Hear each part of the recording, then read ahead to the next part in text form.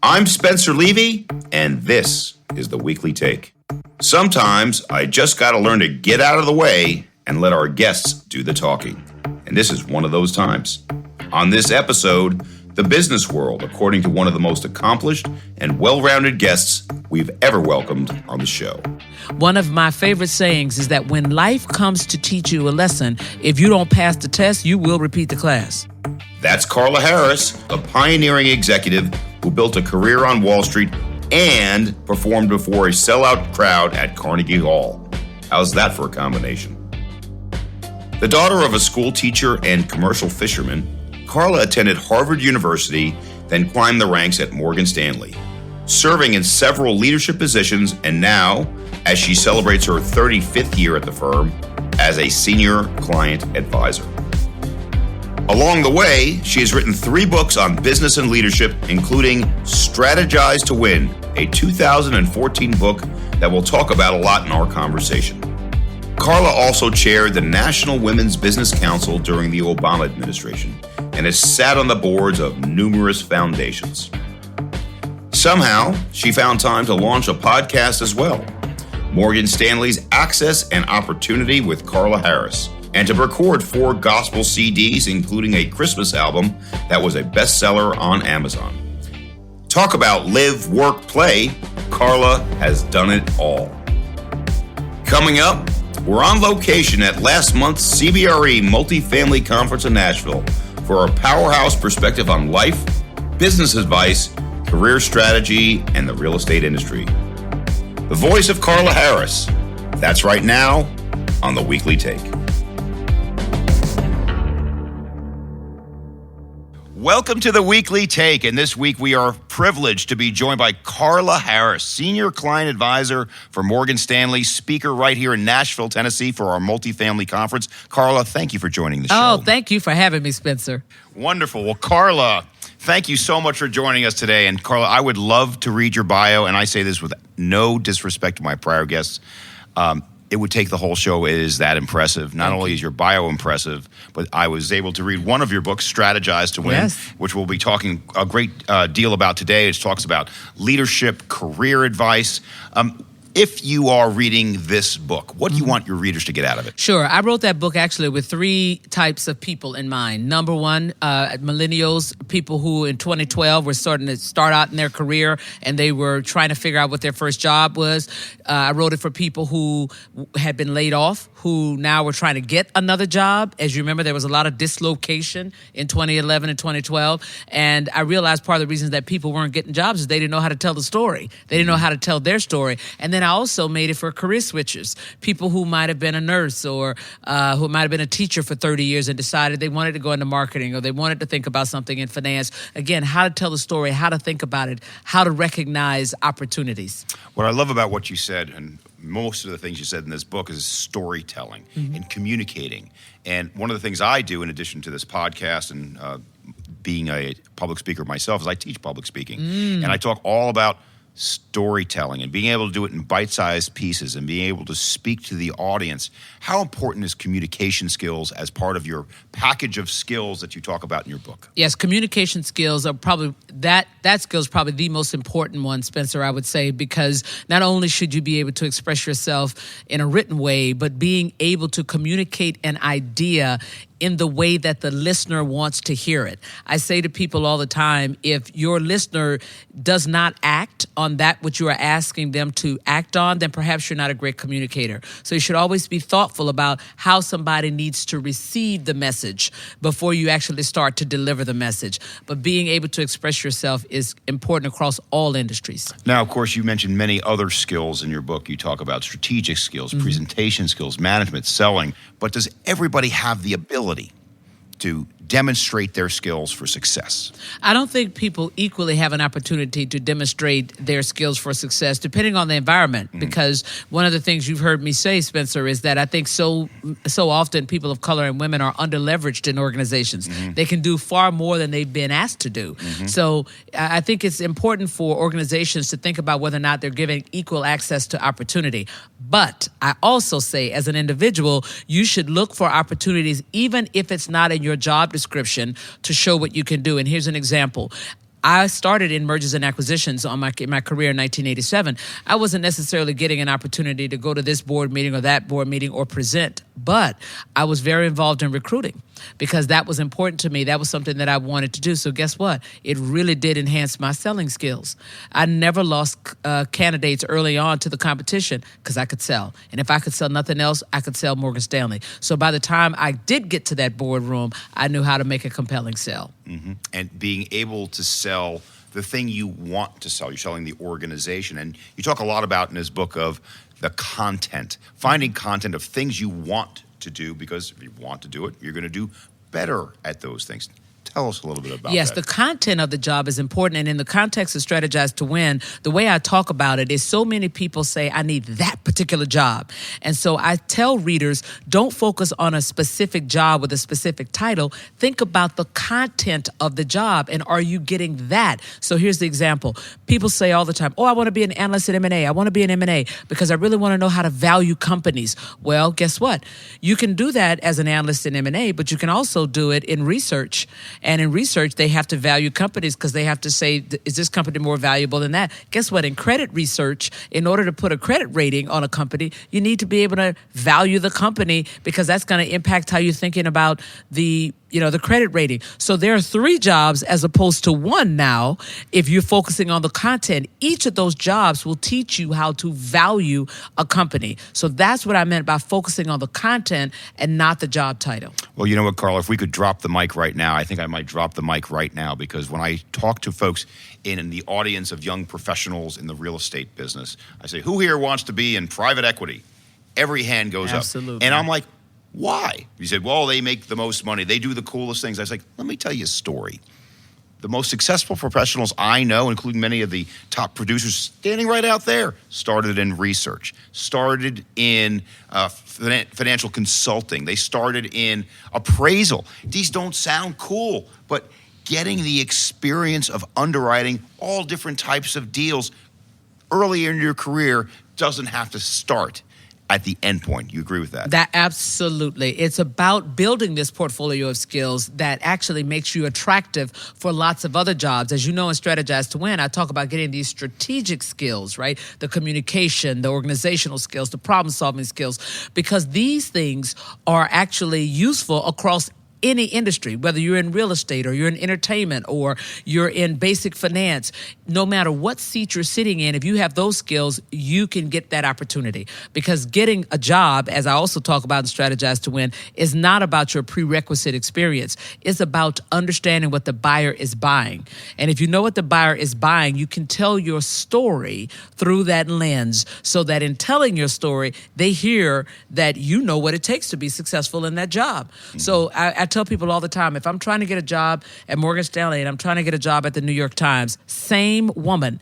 So now, if I'm interviewing with Morgan Stanley, I'm going to talk about my outstanding analytical and quantitative skills, my attention to detail, my ability to work really hard, to follow up, to follow through.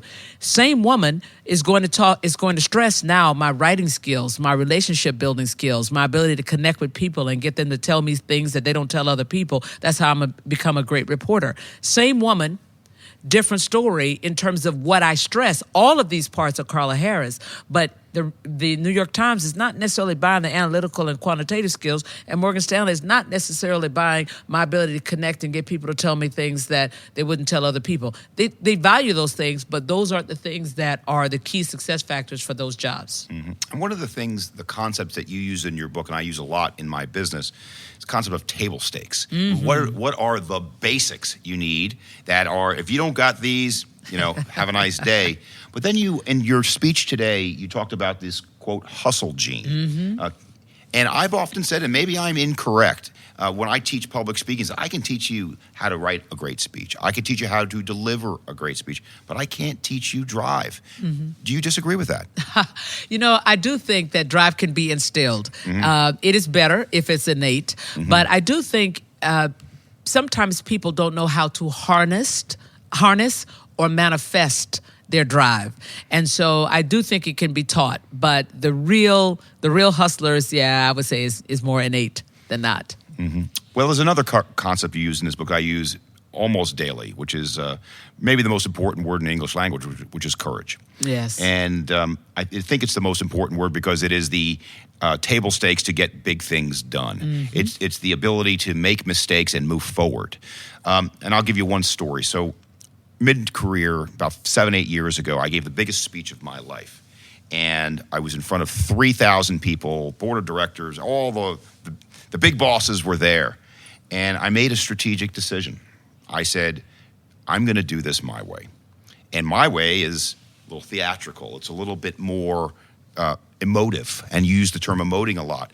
But I didn't have that courage to really do it until I was mid-career. Mm-hmm. How do you teach people to have that courage earlier on in their career? Yes. One of the things I say all the time, Spencer, is that there are very few things in life that are irreparable. Mm-hmm. Most things can be fixed. So if you buy that and you believe that with me, then that would give you the courage to take a few more risks, to understand that you can fix it. And one of the ways that I prove my point to people is when I'm speaking to a large audience, I said, how many people in this room have had a disappointment, right? And everybody raises their hand. I said, ooh, and you live to tell it. Right? You'll get beyond it. You'll get to the other side. And in most cases, it was not damaging, right? The key is to understand what you learned from the failure. Why did it fail? What would I have done differently? And you need to understand that. You know why? Because it will come again. One of my favorite sayings is that when life comes to teach you a lesson, if you don't pass the test, you will repeat the class. Mm-hmm. It's coming again. So now, will you take that thing you have learned and apply it the next time around? That's when you know you've conquered. Mm-hmm. Well, now, your book is not just designed for the professional that's rising in the ranks. It's designed for the bosses, the senior professionals, to be a better leader. Mm-hmm. Mm-hmm. And I think enabling people to be courageous, to give them the ability to fail and to embrace it rather than critique it, for people to be fearful in the office. I guess the word is trust being the important ingredient. You talk about that. Tell us a little bit more. Yes, trust is key, especially if you're trying to build an environment where people feel comfortable taking risks. And if they feel comfortable taking risks, they're going to innovate. So again, as the boss, you have to be intentional about making sure that when somebody takes that risk and it doesn't work out, you speak on it. You say, oh man, Dan, this was a huge mistake. This one might even cost us this quarter. But we got to give Dan a hand because he took the risk. And because he took the risk, we now know the following 3 things, or we now know these things that will help us to do X or help us to do Y.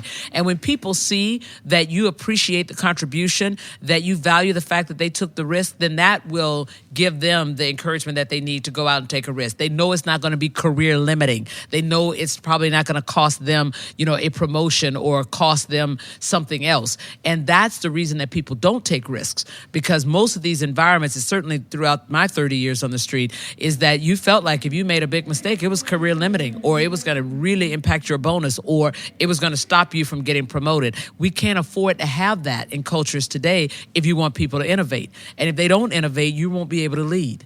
Mm-hmm. And innovation is, I think, if I were to use one of your things that you're trying to get at from your team, is innovation. Mm-hmm. And that leads to productivity. And by the way, in my business, very difficult to measure productivity. Mm-hmm. You can measure cost, but you can't measure productivity. But when things are working, when people are collaborative and they're being innovative. How do you foster the most innovation out of your team? Yes, I think as the leader, you have to provoke it. You have to poke it, right? You have to say things like, okay, we have something here that we know will work, but let's just take a blank sheet of paper approach. Mm-hmm. If we were starting all over today and this was our objective, what might we do differently? If we could truly leverage partnerships, if we could leverage relationships. Just think about it. 20 years ago, 30 years ago, the holy grail was to have something that was proprietary or to trademark it. And then all of a sudden technology came along and they made everything open architecture.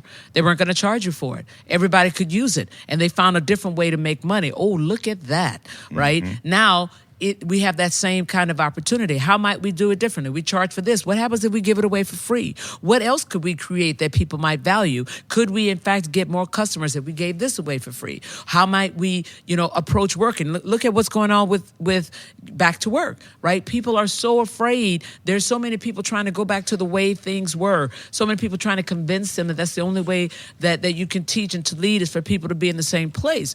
Well, it's interesting. I've been having a lot of conversations with Zers saying, I believe that you guys prefer to have work from home, but talk to me. And you know what they've said?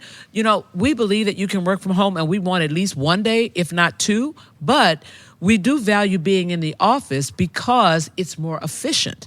Not because, I'm going to learn more from you or I like being in the same place, but it's efficient because if I have a question, I can turn to you and ask and get the answer then. If I have to email you, I got to wait 30 minutes and think you might be busy and you haven't gotten back to me. So it was an efficiency argument, not a learning argument. That's interesting because I would have actually looked at it a little differently because I say that people can work from home efficiently, but they can work in the office productively because I define the two terms very differently. And productive is a higher level work, creative, collaborative type of work. But I want to go to a term that you use consistently throughout the book, and it relates directly to work from home, which is relationship currency. Now, forming relationships is a complicated thing. It takes years. It takes trust. It takes going out for a cup of coffee or a beer after work. Okay? These are some of the things that go into the mix.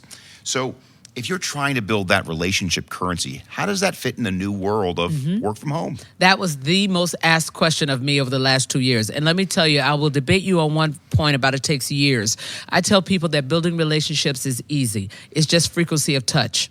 And what I've been saying now is touch, it doesn't have to be physical. It can certainly be virtual because here's the thesis. If you think about the people in your life that you're close to, especially from college or other places, how did you get close to those folks? Maybe you said, we're both econ majors. Let's sit next to each other. Or, can you pass me those notes? Let's go to the football game together. Let's go to the keg party together.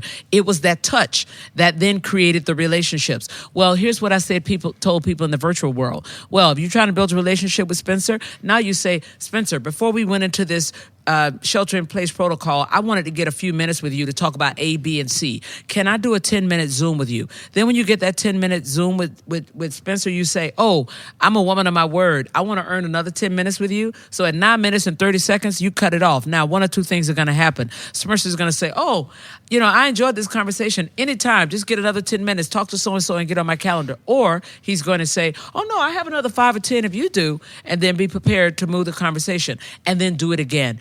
It's the touch. I don't have to physically touch him. I don't have to go out to coffee with him, but we can communicate in this way. And now your ability to build a relationship with Spencer is a function of your intentionality, right? And making sure that you set up that time and your initiative, that you reached out and not wait for him to reach out to you. Because there wasn't a leader in the last 2 years that did not want to engage with their people. So nobody's going to turn down that request. Well, I love the word you use there, intentionality. I use the word purposeful. It's very similar. Same thing. Similar word. But you said the number of touches, and I think something I also impress upon my teams is the quality of the touch. I'd rather have a 30-second elevator speech where you had one unique fact than a 10-minute discussion about the weather. How do you get people to have that level of intentionality, purposefulness, to really think hard about that one thing that says, geez, I'm going to go back and talk to that person again? Yes, I say to them, think about what you're going to say if you get that 10 minutes with Spencer. So what do I want to ask him? Do I want to ask him, why he came to work at CBRE? Do I want to ask him what was different when he made the decision? How should I be thinking about it? Do I want to talk to him about how he motors through a tough time? What do I want out of those 10 minutes? Be intentional about that. Every time I go into a client meeting, Spencer, I say to myself, what am I playing for? Am I playing for another meeting? Am I playing for the sale right now? Am I playing just to get to know that person? But if you have an objective around why you're doing what you're doing, it gives you a better shot at executing well. So that's how you use your 10 minutes. Then I say to people, what are you going to say if you get stuck with the CEO in the elevator? That quote, elevator speech. Think about it when you're by yourself, when you're riding in your car, when you're on the subway. If I met so-and-so, what would I say? Well, you want to say, here's who I am, how long I've been at the organization, here's who I work for, I really enjoy it. I hope I can come and see you sometime. Boom. One of the things you talk about is something that surprised me, which is don't expect to have one job. Don't expect to have two jobs. You can have multiple jobs in your career. In fact, but you yourself, have you been at Morgan Stanley for 35 years? Is that a fair statement? Yes. So that's a different example of riding the same firm, doing different jobs within the firm, but a great example of what I would call a traditional home run work model. But if you're a younger professional, and I'm going to give a shout out to a dear friend of mine at the company who taught me this. Her name is Laura O'Brien. She's one of the senior executives here. She said that career today is a jungle gym. It's not a ladder. And sometimes you got to go over here. You got to go over here. Do you agree with that? Because I will tell you, I felt anxiety when I read that. And the reason is because early on in my own career, I switched from being a lawyer to being a banker. And it was a scary move because they didn't think I could add. They were probably right. But I had to take a step back before I could take a step forward. And I felt that my job switching hurt me, though over the long term, it actually helped me because now I do something I really love doing. So tell us about this. So the reason I wrote about that is that I felt that innovation was happening so fast that there are companies that have not yet been created that will present opportunities for millennials and Zers. And so the advice that I give in Strategize to Win is you should not be thinking 30 years because I think you're going to miss opportunities to grow with respect to your skill set. You may miss opportunities with respect to leading organizations. So think to yourself 5 modules of 5 or 6 modules of 5 if you're going to do it the way I did it. Now, you may choose to do 2 of those modules in one place, but the organization, and this is the message to the organizations, are going to have to create a value proposition that is competitive with the other opportunities that have now been created over the 10 years that you were there. And Spencer, let me underscore another point.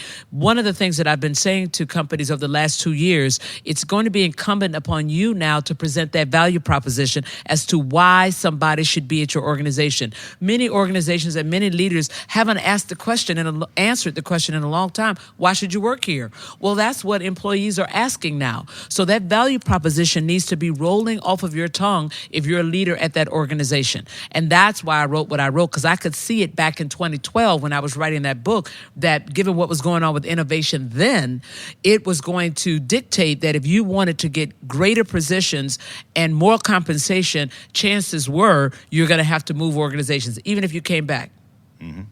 Which is a shift, I think, from where we were. Huge shift. When you and I were starting out in my career, and I'm just going to put you in my grouping right now. I don't know where you are. I certainly hope you do. By the way, I will say that I'm a Gen Xer, and we didn't get enough love in your book. I will say that was the one negative thing I could say about the book. You got to show us more love. Yeah, well, by the time I was writing the book, the millennials were coming on strong, and I was like, oh my gosh, I try to be helpful to them. Yeah. But I will tell you that when we were coming along, the holy grail was to spend 30 years or 25 years or 20 years somewhere. That was what was revered and valued in the environment. But given what happened with the financial services crisis and given the amount of dislocation that happened across all industries, I was saying to young people then, there will be no penalty for you having 3 jobs in 4 years. Whereas when I was coming along, that was frowned upon. But given this environment of how many industries have been, laying off people and restructuring, there'll be no shame in that game for you. Let me bring up what was mentioned by one of the prior guests on the show, a dear friend of mine. Her name is Wendy Mann. She is the CEO of CREW, Commercial Real Estate for Women, the largest women's... I know CREW very well. And by the way, I'm a member, and I'm proud to be a member of that group. But I'm going to read a quote from your book from page 131. You say, quote, "While women are very good in forming and sustaining relationships, I find that in corporate environments, most women overinvest in performance currency relative to relationship currency." So I'm going to ask you, A, about that quote, but B, I'm going to tell you about a study that Wendy cited on this very show. She said she studied women's careers during COVID, and regrettably, they got hit harder than men did. And that's the bad news. The good news is now we saw their participation in the labor force actually coming back faster than men. But the difference between women and men in the type of advice you give. Sure. And I normally don't give gender-specific advice, Spencer, but that is one place that I felt I had to because I saw too many women get right there to the proverbial glass ceiling and just, say, okay, it's just too much. If I'm going to have to invest what I have invested over the last 20 years to pierce through, I'm tired. I'm done. And what I see with most women, including myself, is that we would invest in the performance currency, making sure that the work is right beyond reproach. You will never be able to criticize me about the work. And we keep doing that. Well, guess what? We can do that in our sleep. And that that additional hour, half hour, 5 minutes that we're putting into the work is 5 minutes, half an hour, or an hour that we're not investing in a relationship with someone. And when you get to the top, the candidates that are being considered, there is an assumption of equity. And what I mean by that, you hear the decision makers saying, oh, they're all good. All these candidates are really great. We can't really make a bad decision. But you know as well as I do, there's generally some daylight between candidate A and candidate B. But the candidate that gets the nod is the one that people talk about behind closed doors. Oh, Bob is really great. Oh, I saw what he did with that particular client. Oh, you know what? People love working for Bob. And they don't know anything about Nancy. Or Nancy's pretty good, safe pair of hands, but it's not the same kind of qualitative comments happening because Nancy hasn't invested in those relationships around that table, so she doesn't get the pile on. She gets the one person that may speak, objectively about her, but Bob's getting all these amens in the room. That is what relationship currency does for you. And if you fail to invest, it doesn't matter about the performance because people are giving Bob, in many cases, a pass on the performance. Yeah, Bob and Nancy, they're pretty good. And sometimes there's a difference, but people know who Bob is.